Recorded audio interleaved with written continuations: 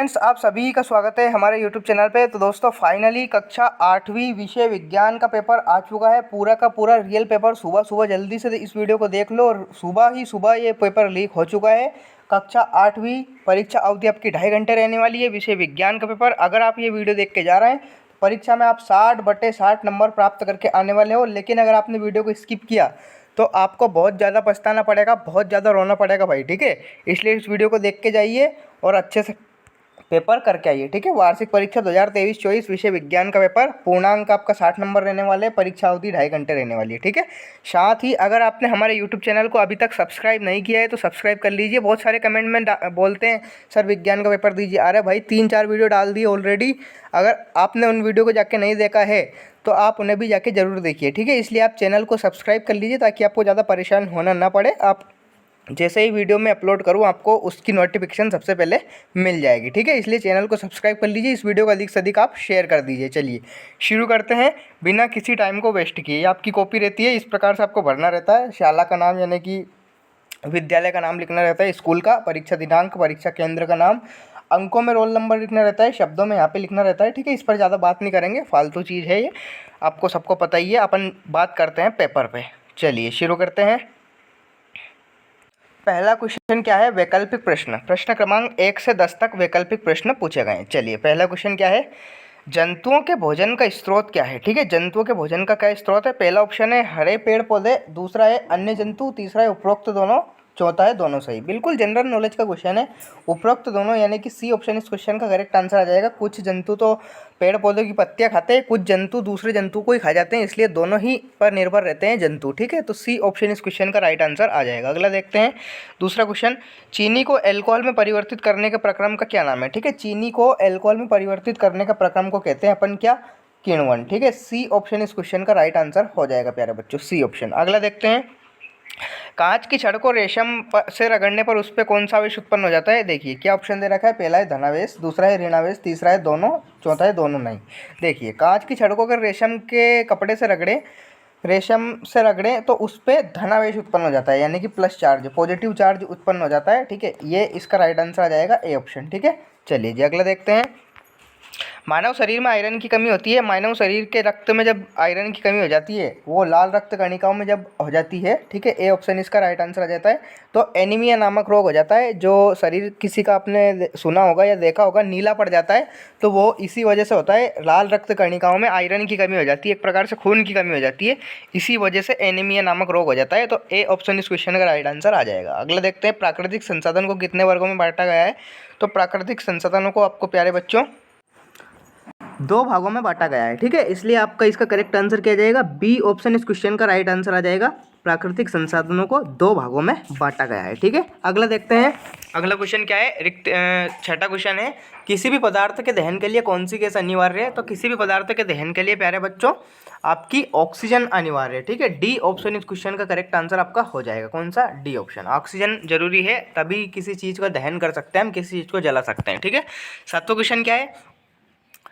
जंतु रिक्त स्थान विधियों द्वारा प्रजनन करते हैं। तो जंतु आपको सभी को पता है 2 विधियों द्वारा प्रजनन करते हैं, यानी कि ए ऑप्शन इस क्वेश्चन का करेक्ट आंसर आपका हो जाएगा, ए ऑप्शन। अगला देखते हैं। 8वां क्वेश्चन है, कार्य करने के लिए धक्का या खिंचाव लगाया जाता है, उसे क्या कहते हैं? तो प्यारे बच्चों से बल कहते हैं, यानी कि सी ऑप्शन इस क्वेश्चन का राइट आंसर आ जाएगा। अगला देखते हैं। घर्षण बल रिक्त स्थान प्रकार के होते हैं। तो घर्षण बल आप सभी को पता है, घर्षण बल आपके 3 प्रकार के होते हैं, ठीक है।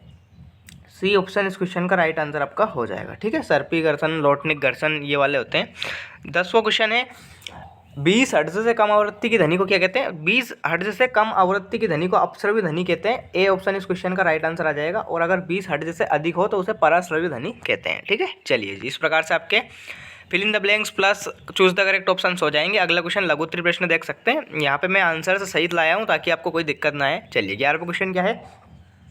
धान को शीत ऋतु में क्यों नहीं उगाया जा सकता है? तो देखिए धान को उगाने के लिए बहुत अधिक पानी की आवश्यकता होती है, अतः शीत ऋतु में नहीं उगाया जा सकता, इसे केवल वर्षा ऋतु में उगाया जा सकता है, ठीक है। ये इसका आंसर हो जाएगा।